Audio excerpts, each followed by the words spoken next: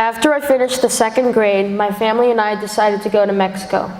My dad's first language is Spanish, and he wanted my brother Federico and me to learn about his culture. This was my first time leaving the country, and I was excited and curious to see what awaited me. When our plane landed, we took a 1-hour drive to our rented house in San Miguel de Allende. The house was huge, with a not-up-to-code cement water slide that went from the second floor into the pool. If you weren't careful, you would pick up too much speed going down the water slide, careen out of control, and slam your joints against the hard cement. Sometimes, because the cement was so rough, I would rip my swim trunks going down the slide. I spent the first few days splashing around in the pool with my 6-year-old brother. Initially, it was a blast. We were having fun, but things started to get a little repetitive. I started to wonder about the sounds drifting over our high compound walls. Some neighborhood kids kept ringing our doorbell and running away. I asked my mom if we could go out and play with them on the cobblestone street, but she said no.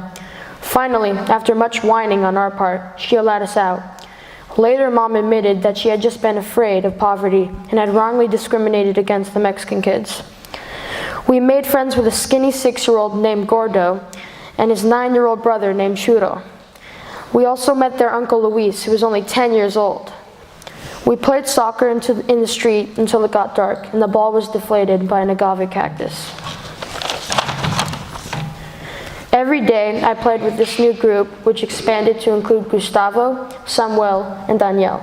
We mostly stayed away from Tatit, Gustavo's mean older brother, who liked to kill birds with his slingshot. My brother and I picked up some street smarts during this time. As I got to know my new friends that summer, and 3 more summers I spent in Mexico, I learned just how different their lives were from mine.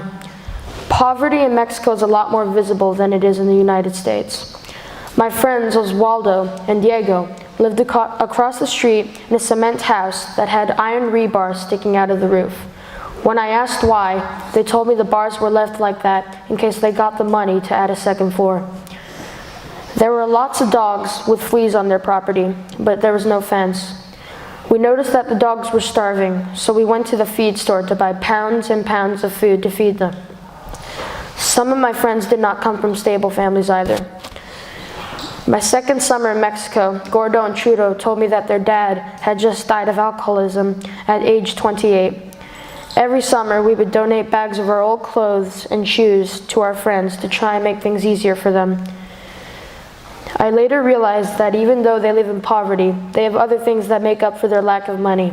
For example, even if they didn't have the money to support them, they had their community to help them.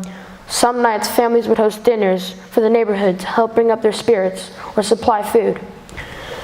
My friends had their neighbors to watch their backs. If they didn't have a soccer ball or anything else to play with, they would play soccer with a can. In San Francisco, if I had a soccer ball with my American friends and it got deflated, we would just give up and not play. What I really admire about my Mexican friends is their ability to improvise and look at the bright side of things.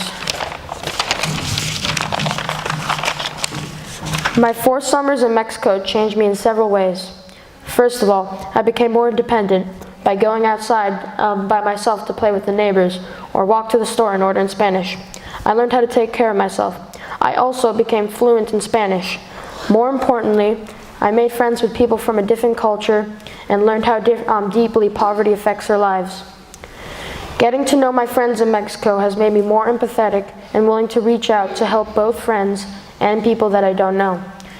Even among my friends in San Francisco, I learned not to assume that they come from a certain family background or income level. While paying for a movie ticket or a meal out might be cheap for me, I noticed that it might be difficult for other families who are struggling with basic needs. My friends in Mexico taught me to have an open mind and heart to everyone I meet.